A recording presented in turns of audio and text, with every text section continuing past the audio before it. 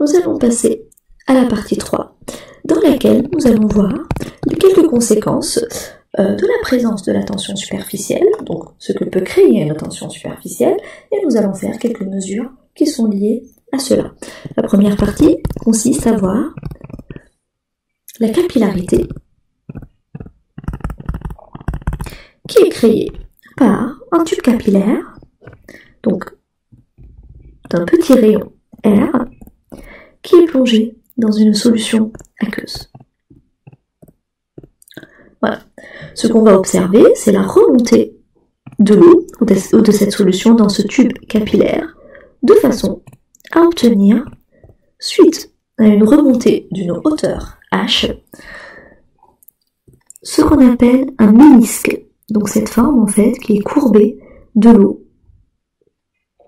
dans le tube, c'est ce qu'on appelle un ménisque. Et ce ménisque est dû à la présence des forces de tension superficielle, donc de part et d'autre, donc surtout sur les parois de l'eau. La force de tension superficielle, elle est présente partout, mais elle est très visible ici et ici. Donc surtout sur les parois, d'accord, donc tout autour de notre tube. Donc sur les parois circulaires, donc sur un espace de 2π fois r. Donc sur un cercle qui fait un diamètre de 2π fois r. Donc nous n'avons pas que ces deux forces de tension superficielle, bien sûr, il y en a plein sur le tour de ce ménisque-là. D'accord? Donc c'est la force de tension superficielle qui permet l'équilibre de liquide grâce à la présence du poids. Donc il y a le poids qui va tirer le liquide vers le bas, donc vers le centre de la Terre, et les forces de tension superficielle qui vont avoir une résultante. Donc si on additionne cette force-là avec cette force-là et toutes les forces en fait qui se situent sur du coup ce cercle, nous allons obtenir une force qui est verticale vers le haut. C'est la résultante des forces de tension superficielle. Voilà. Donc ces deux forces, la force de tension superficielle ou la résultante des forces de tension superficielle, va s'équilibrer avec le poids. De cette façon-là, nous allons pouvoir, et grâce à la loi de Jurin, calculer la hauteur de la remontée d'eau.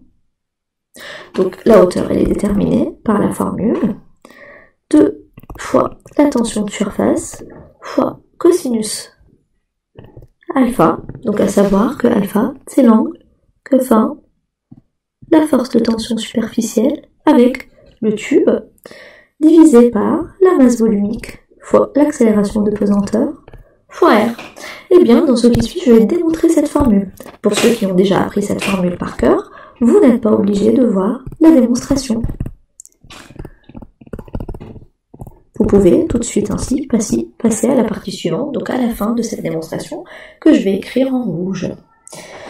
Donc, comment faire pour calculer la résultante de ces forces de tension superficielle? Eh bien, c'est très facile.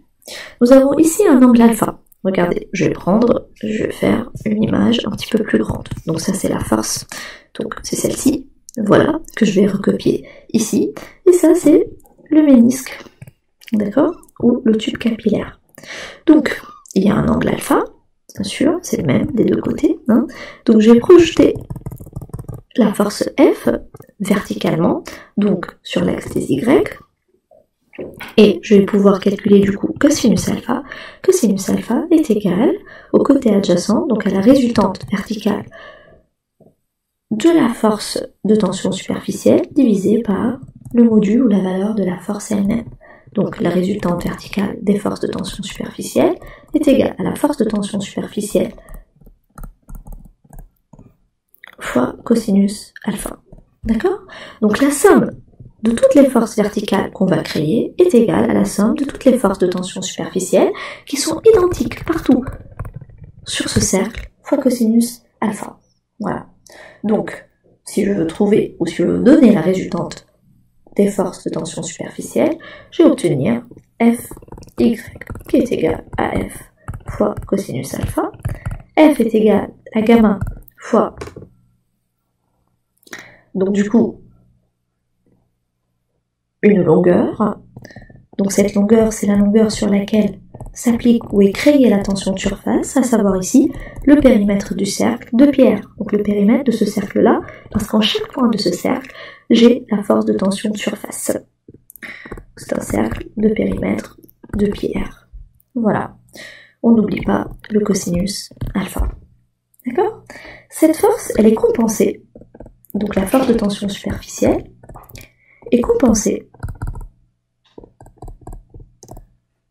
par le poids P, qui lui est égal à M fois G, qui est vertical vers le bas. Donc M fois G, donc on sait que le poids est égal à la masse. La masse n'est rien d'autre que la masse volumique fois le volume.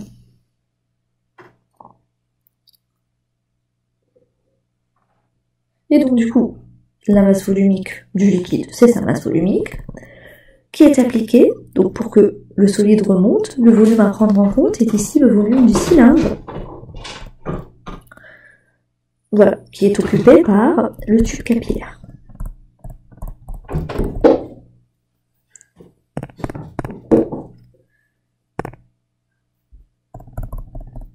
Quel est le volume d'un cylindre? Le volume d'un cylindre n'est rien d'autre que 2π fois R au carré. Donc, le volume n'est rien d'autre que π fois R au carré fois la hauteur pour le cas d'un cylindre fois G. Donc on sait que ces deux forces se compensent.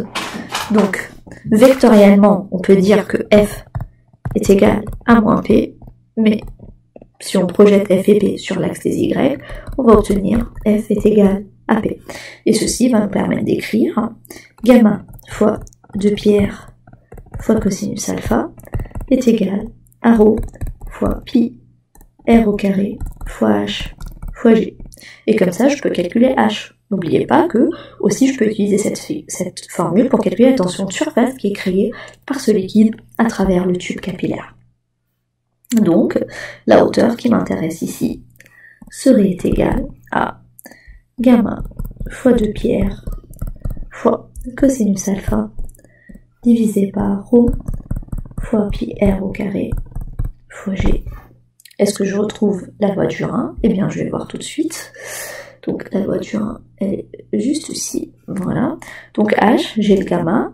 2, les pi se simplifient. Il y a un salaire en bas, bien évidemment, puisque le carré du R se simplifie, fois cosinus alpha sur ρ fois G fois petit r en bas. Eh bien, j'ai bel et bien démontré ma formule. Et H est égal à gamma fois 2 fois cos alpha sur ρ R fois G. Voilà.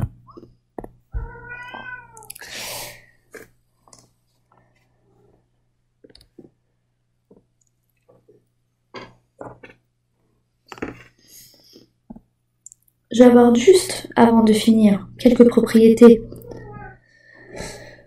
de cette expérience, donc avec des tubes capillaires. Il va falloir savoir que le contact du liquide avec les bords du capillaire s'appelle un ménisque. Donc on a dit en fait que le liquide forme ce qu'on appelle un ménisque en fait. Cette petite courbure, voilà, qui s'appelle ménisque. Cette forme, elle va dépendre du liquide, de la nature de la paroi et surtout du diamètre capillaire. Plus le diamètre capillaire est petit, plus le ménisque est important. Voilà. Plus je vais avoir une courbure très importante dans mon tube capillaire. Voilà.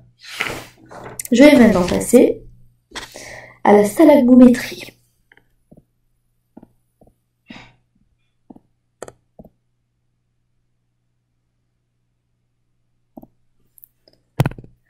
Donc nous passons à la partie B, stalagmométrie.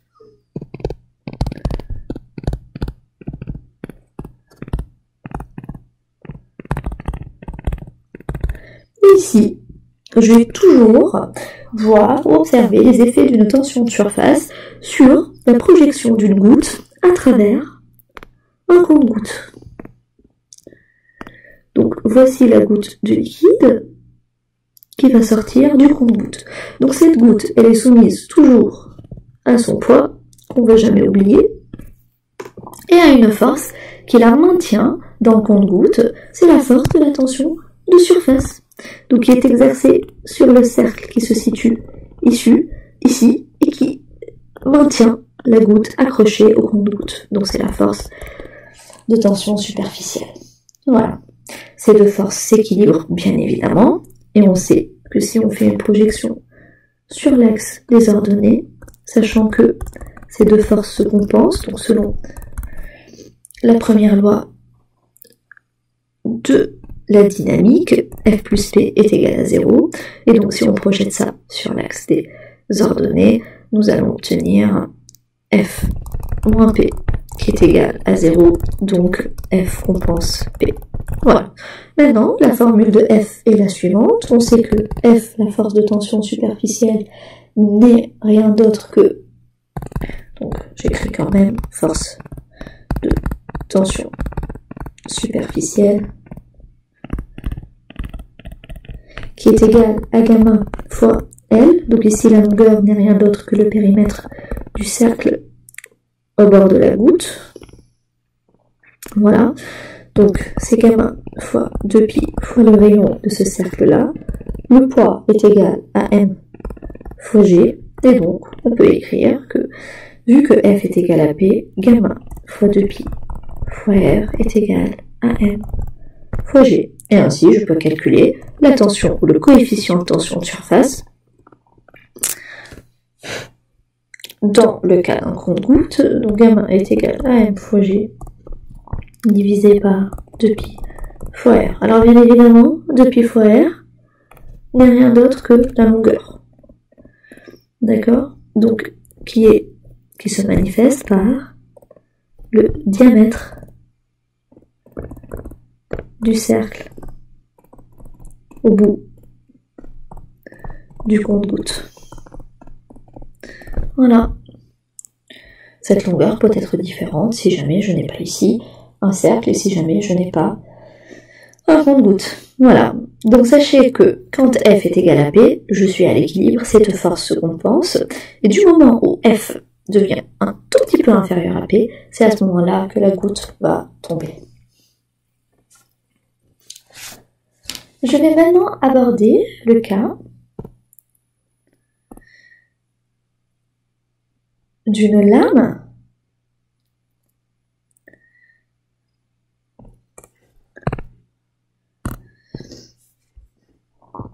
qui s'arrache d'un liquide.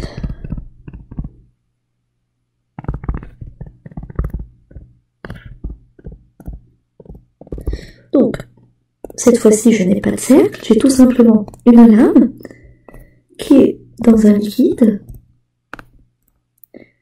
Et pour l'arracher,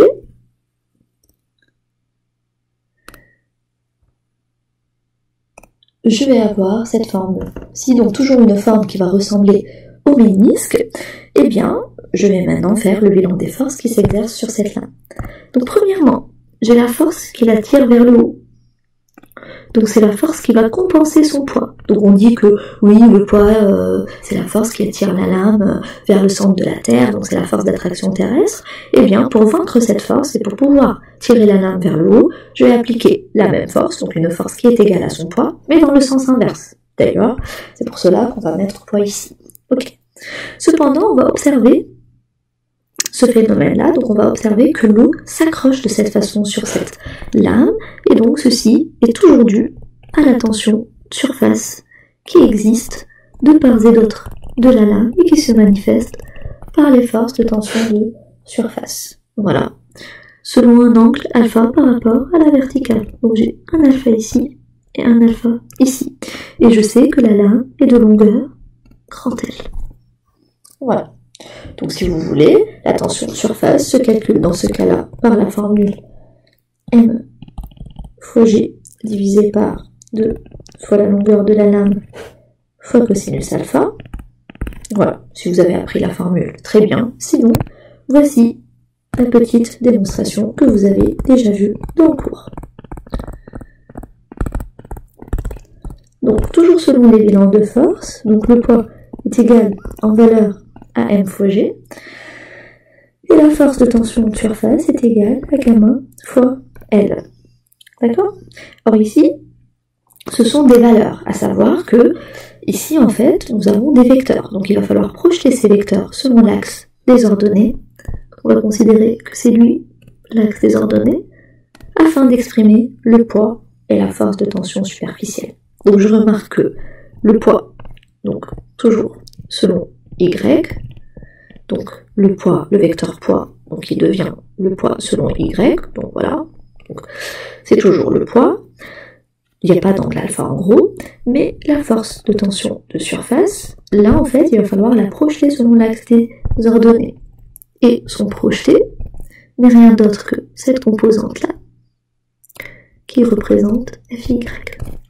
Donc, pour calculer Fy, je vais devoir prendre le cosinus de l'angle alpha. Donc cosinus alpha est égal au côté adjacent, donc la composante que je calcule, divisée par l'hypoténuse f.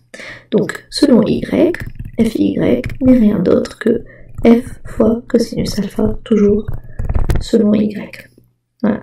Attention, ici je dois multiplier par 2, tout simplement parce que j'ai cette force-là et j'ai la même chose qui a lieu de l'autre côté. Donc n'oubliez pas qu'il y a un facteur 2.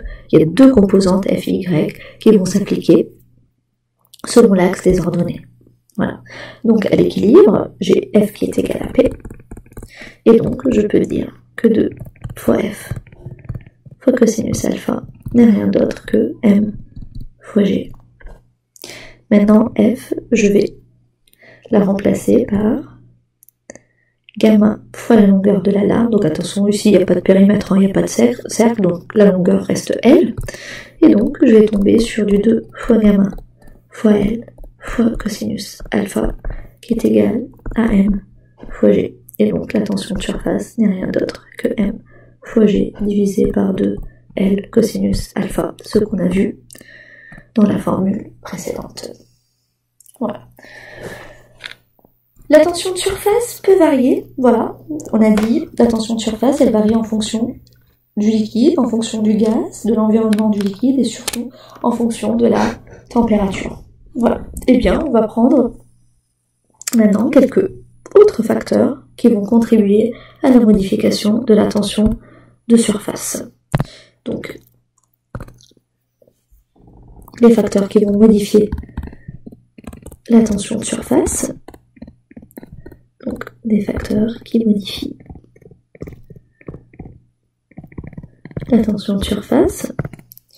Donc, si j'ai deux solutions, donc une solution dans laquelle j'ai de l'eau qui est pure et une solution dans laquelle il y a une eau par exemple qui est salée. Donc une eau très concentrée, une concentration supérieure ou concentration élevée par rapport à l'eau pure. C'est un petit peu comme les propriétés colligatives. Donc voilà, plus la concentration est élevée et plus la tension de surface va être élevée, puisque la tension de surface elle est proportionnelle à la concentration des particules. Voilà. Certains éléments peuvent au contraire permettre la diminution de la tension superficielle, à savoir tout ce qui est corps tensioactifs. Donc ce sont des corps dans lesquels la tension de surface diminue. Tout ce qui est agent au corps connu d'être mouillant. Donc attention, question de cours. Moussant